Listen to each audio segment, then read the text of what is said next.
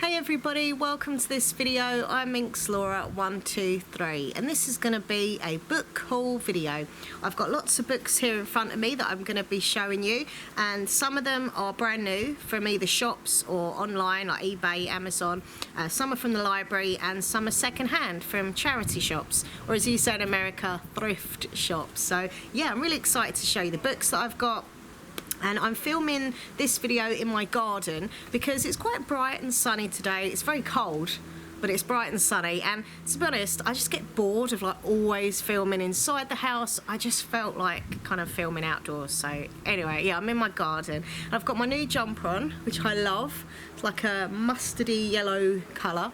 And I've never owned a jumper of this colour, but I really like the colour. I keep seeing people wearing this colour jumper. And I was like, oh, I want to get one, so I got one. Anyway, stop rambling and let's get on and show you these books. I'm going to pop my glasses on and yeah, let's do this. Okay, so the first book I have to show you is this one. This is the book that I'm currently reading. It's amazing, like seriously, amazing with a capital A. I love it. So it's by Marie Lu. It's called Warcross, and it says on the front cover, player, hunter, hacker, pawn. So yeah, I'll read what the book is about. So at the back it says, some people still say that Warcross is just a stupid game.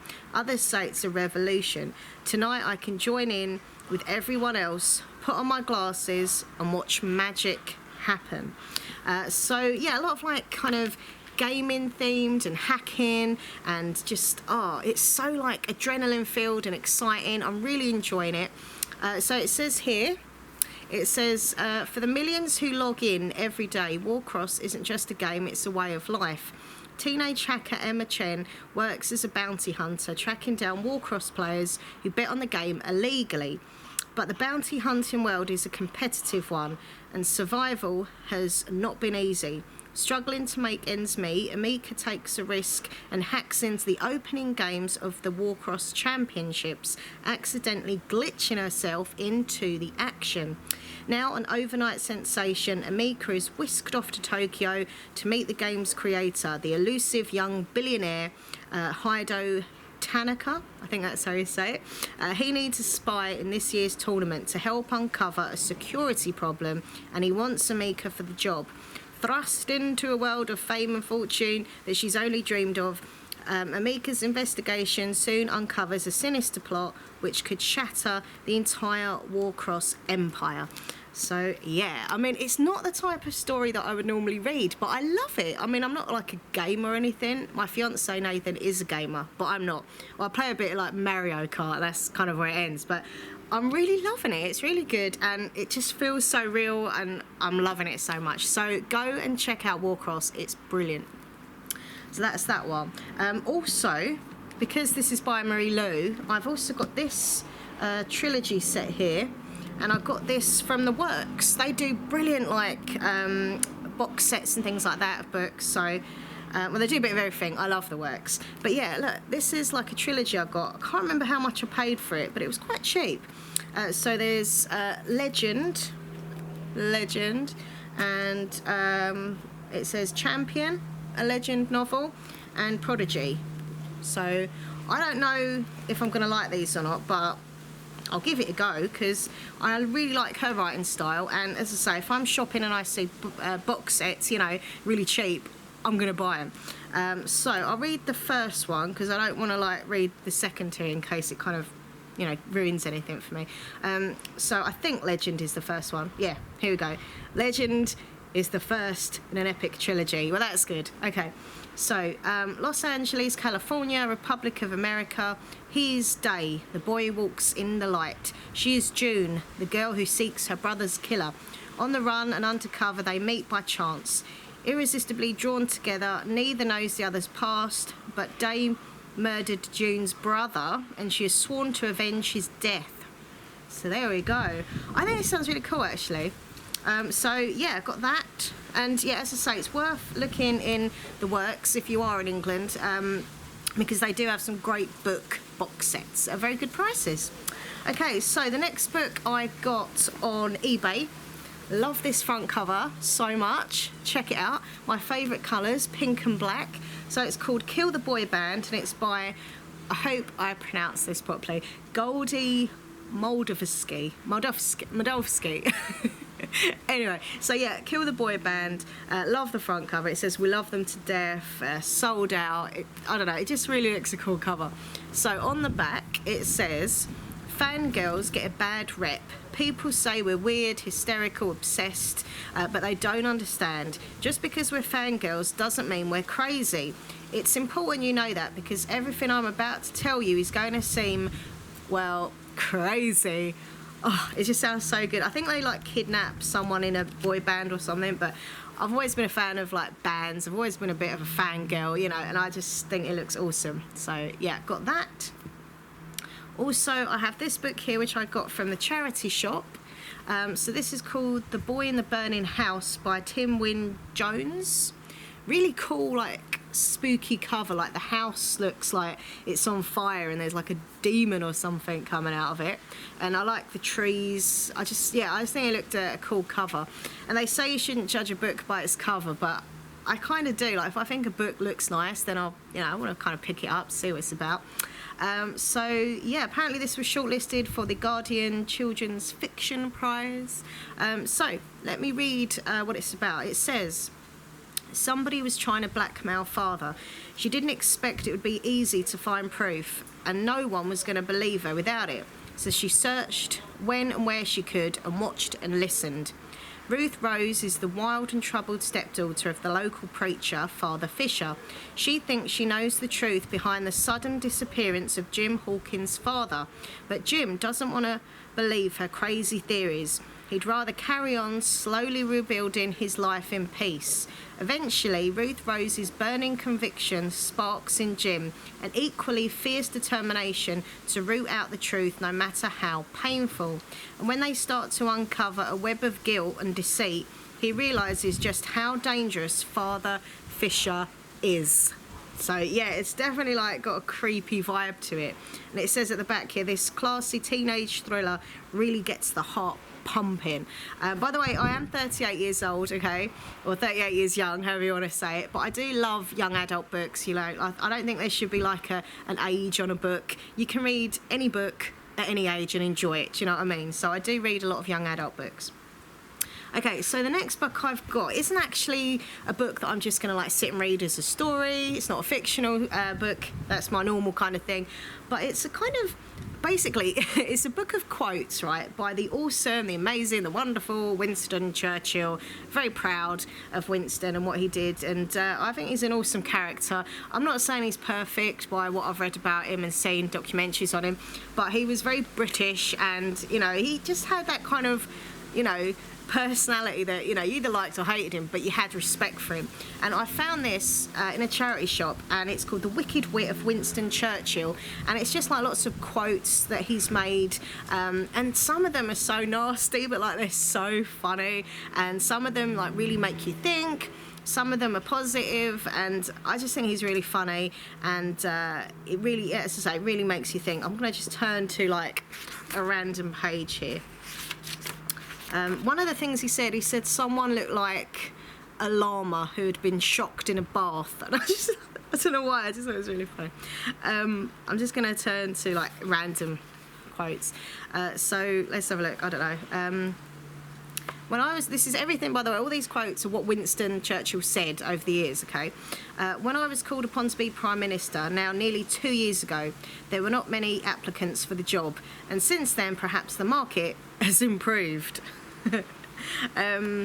What's it? I always avoid prophesying beforehand because it is much better policy to prophesy after the event has already taken place.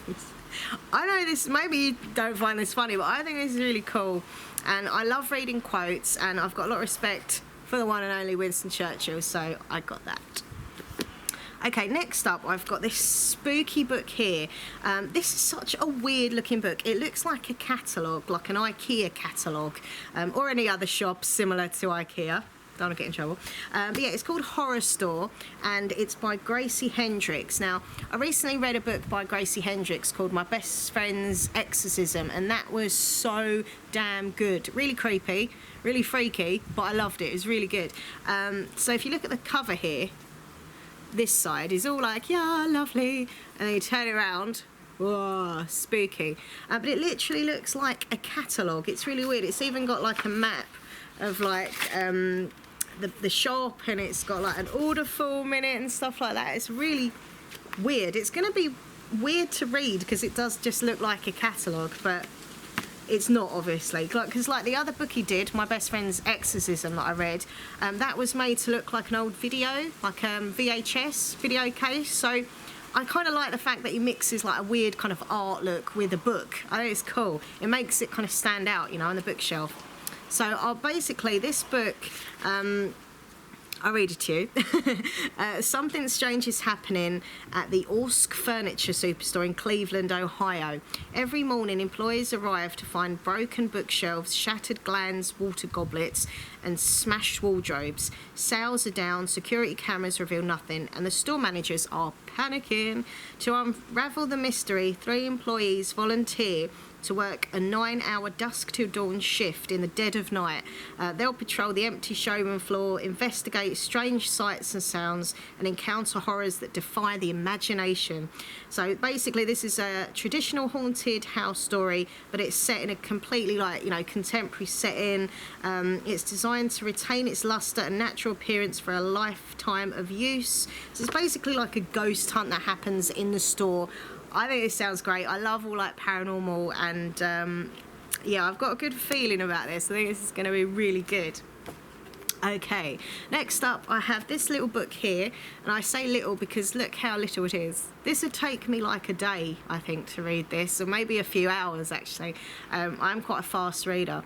So this is by Catherine McPhail, and it's called Missing. So I want to say a massive thank you to one of my favourite YouTubers, and definitely my favourite booktuber. Her name's Kit Kats Can Read. I'll put the link to her channel, by the way, down below. Please go check her out if you like booktubers, because she is such a wonderful girl. Like, she's a really lovely person, but she also gives me like amazing ideas for books. Like, she does reviews and things like that, and book hauls, and I'm like, oh, that looks good, that sounds good, oh, I'll get that. So most of the books that I buy, not all of them, but most of them, I've either seen on her channel that she's reviewed, that she's read, or that she's got in a haul to read, and I like the look of them.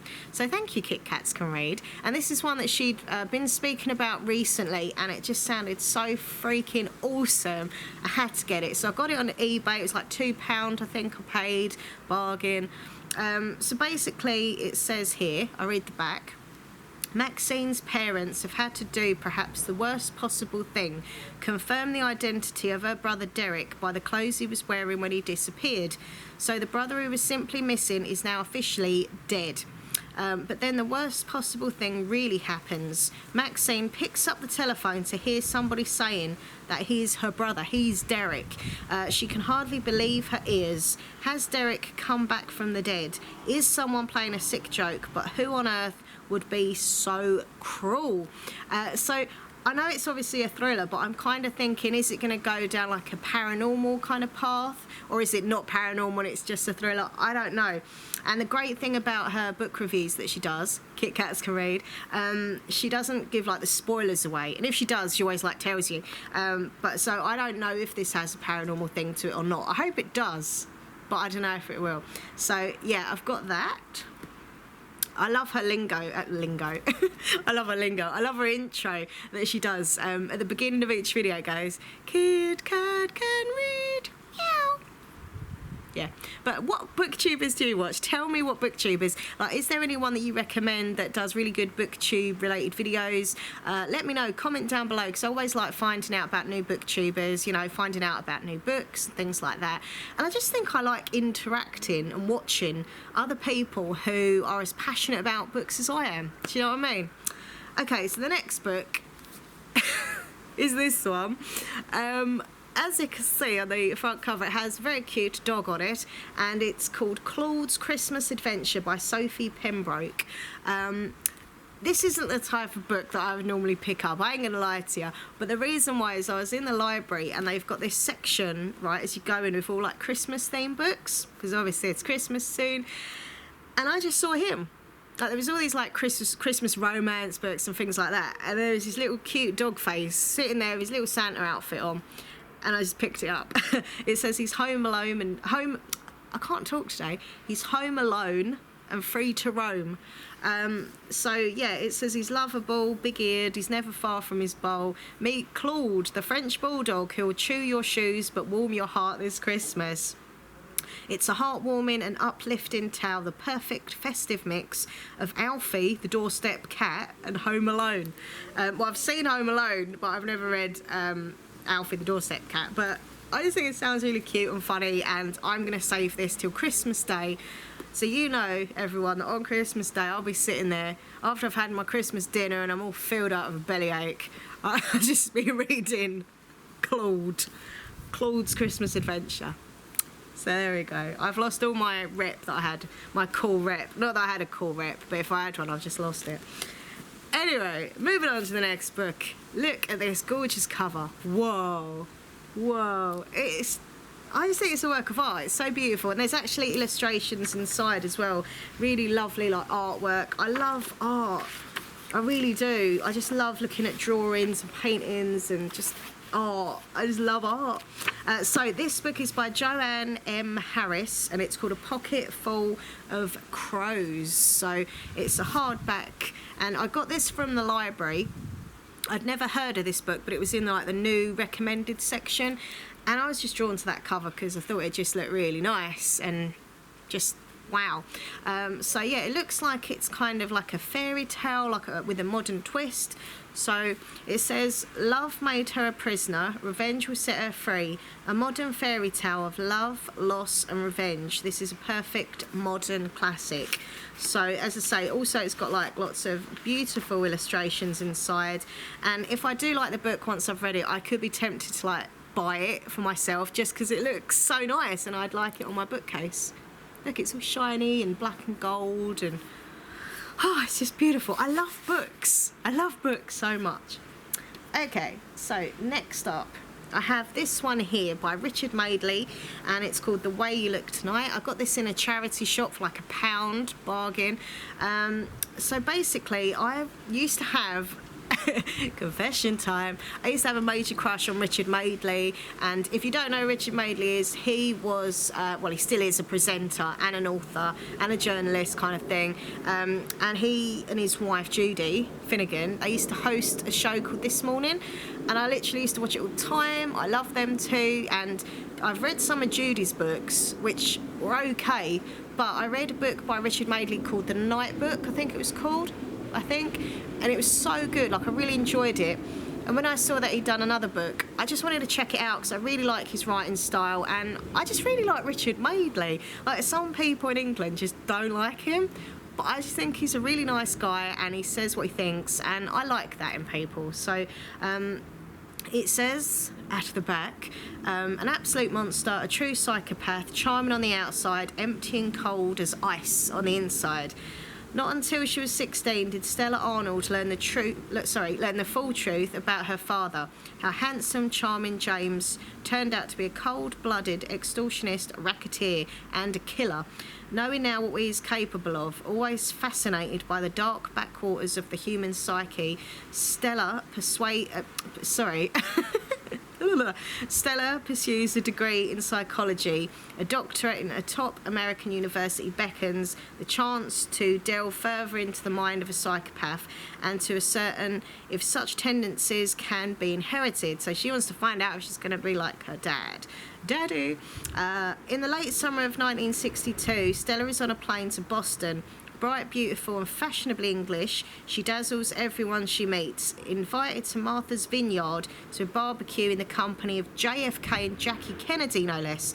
She holds her own, easily in the impossibly glamorous setting, but far away on the sweltering Florida Keys, a scene of terror is unfolding, and Stella is drawn to investigate a murder even more ruthless than her own father. I just think it sounds really cool. And the fact that the whole like JFK thing as well is mentioned, because I'm just like fascinated with all things JFK. Sorry if you can hear like a noisy motorbike in the background. It's either a motorbike or a car, but I think it's a motorbike. Anyway, so next book is by Stephen Camden. It's called It's About Love. Love the cover. It looks like a notebook. It's really cool. So I read a book recently by him as well. It's on the back here. It's called Tape. And that was amazing. And this is his other book. So I fangirled recently because I tweeted him on Twitter and I was like, I loved your book, it was great. And he replied and retweeted, and I was like, fangirl. I get proper fangirl with like authors and stuff like that. If anyone famous writes back to me, I'm fangirl. But anyway, so this is his book, and it says on the back, he's Luke, she's Leia. Just like in Star Wars, just like they're made for each other.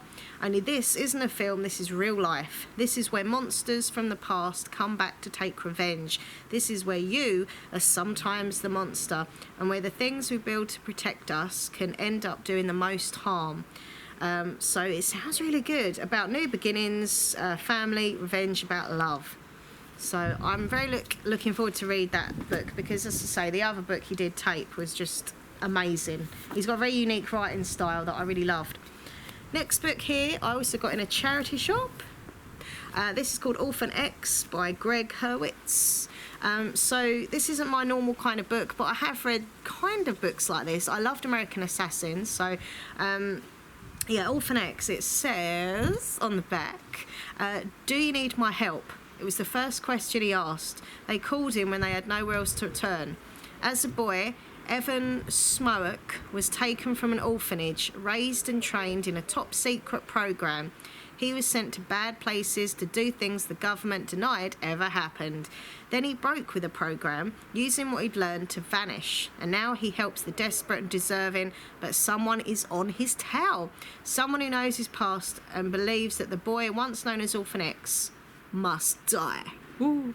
So I kept seeing this around in different bookshops, and I was like, But then I saw it and I was like, yeah, I'm going to get it. I'm obviously drawn to it for a reason, so I won't be reading it anytime soon, but it's the book that I do want to read at some point, you know. Like some books I get, and I'm just like, I want to read them now, I want to read them now. But other books, I think I want to read them, but not like literally next week kind of thing. What else have I got? I think I've got 2 more left. Oh no, I've got 3 more left to show you.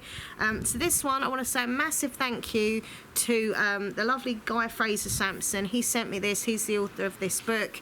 It's called A Death in the Night.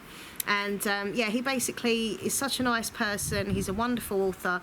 This is part of a series called The Hampstead Murders, and he sent me one of the books as well that I've read previously, and this is another one in the series. And it's kind of like the golden age of detective kind of story. So it says, when a woman identified as the wife of a prominent lawyer dies at an exclusive women's club, the team from Hampstead Police Station find themselves thrown in to a baffling investigation with very little evidence to offer any guidance. By coincidence, Metcalf, Collins and Willis were all attending a vintage dinner dance at the club at the estimated time of death. Can they remember anything between them which might indicate a solution? Set against a background of professors, barristers and serial adultery, the 4th in the Hampstead Murders series continues the pattern set by its predecessors. So, strong... I've lost where I was. Where is it? Ah!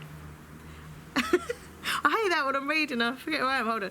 Oh, yeah, here we go. Strong, character-driven, contemporary narrative written in the spirit of the golden age of detective writing. So if you like kind of, you know, Agatha Christie style kind of stuff and golden age kind of stuff, you'll like this. It's really cool. I'm very excited to read it, and I like him. He's such a nice man. So thank you to Guy Fraser Sampson. Go follow him on Twitter. He's awesome. So I have that to read and review. I've got this one from a charity shop. This is called Zodiac. I think originally I thought it was like a factual book based on the whole kind of Zodiac killings, but I think it is a fiction, so I don't think it's the same Zodiac thing, but I don't know. It's definitely a fiction, but I don't think it might like loosely be kind of based on it. So cover's pretty cool. In a society divided along zodiac lines, status is cast at birth and binding for life. Who you are can be determined by a matter of days, hours, even minutes. When a series of uniquely brutal murders targets victims from totally different signs, is it misguided revolution or the work of a serial killer? All eyes, oh no, all eyes, not all guys. All eyes are on Detective Jerome Burton and profiler Lindy Childs as they work to solve the case. They may disagree over whether the answers are written in the stars, but they are united by their belief that a grand plan is being executed. So yeah, I think it sounds pretty cool and dark and a thriller, and I love things like this, really I do. It just fascinates me. And the other book I have is this one. There we go. And it's called 6-4 by Hayao Yokoyama, I think that is. Yokoyama. I'll be honest with you, the only reason that I was drawn to this book was because it had pink pages. I just love the pink pages. I'm easily pleased. But once I picked up the book, I was like, oh, that sounds pretty cool. So, 6-4, the nightmare no parent could endure, the case no detective could solve, the twist no reader could predict, and I do like a nice twist in a book. For 5 days in January 89, the parents of a 7-year-old Tokyo schoolgirl sat and listened to the demands of their daughter's kidnapper. They would never learn his identity, they would never see their daughter again. For the 14 years that followed, the Japanese public listened to the police's apologies. They would never forget the botched investigation that became known as 6-4. They would never forgive the authorities their failure. But for 1 week in late 2002, the press officer attached to the police department in question confronted an anomaly in the case. He could never imagine that he would uncover. He could never have looked if he'd known what he would find. So it says on the front here, it's a Japanese crime phenomenon, now UK bestseller. It's got pink pages, so that's all good. So there you go, they are my books. And there's one actually, I completely forgot, right down here, little one. It's so cute. I got it in a charity shop. Can you see? It's so cute. It's called Life's Little Instruction Book. And it's suggestions, observations and reminders on how to live a happy and rewarding life. It's kind of like little, like a life hacks in a book, which I think is pretty cool. Just read some random ones. Don't say no until you've heard the whole story. Don't open credit card bills at the weekend. Yeah, because it'd ruin your weekend knowing that. Never lose your nerve, your temper, or your car keys. So I got this book, number one, because I like things like this. Like I just enjoy reading things like this. And also because I'm going to read it out on one of my ASMR videos. You're probably like, what? We might know, I don't know, but basically I've got another YouTube channel. It's called Minxlaura123 ASMR, and I make like relaxation ASMR videos. So basically people like videos like this because it's positive and, you know, it just makes them feel good and more relaxed and stuff. So go check out my YouTube ASMR channel. And yeah, I think it's a cute little book. Let's do a couple more. Let your handshake be as binding as a signed contract. Oh, okay. There's all different subjects in here. Like all different like subjects like work and romance and all different stuff. This is pretty cool. I love this. A loving atmosphere in your home is so important. Do all you can to create a tranquil, harmonious home. Ah. So yeah, they are the books. Out of all of them, I think the one that I'm most excited to read is this one, Kill the Boy Band. I just think it looks great. I think it'll probably be my next book because honestly, I'm mega excited to read that one. And this, as I say, is the book that I'm currently reading, currently loving. It's so good. Really recommend this Warcross book. So there we go. I did have something else I wanted to show you. This is my new book bag. Because you can't be a bookworm, a true bookworm like myself, without having a book bag. I mean, when you go book shopping, you need to carry the books, right? Check out this really cute book bag, tote bag, whatever you call it, that I got in Primark. It's like Super Cat. So it's this cat and it's got a cloak, and it's got random yellow fluffy balls on the top there.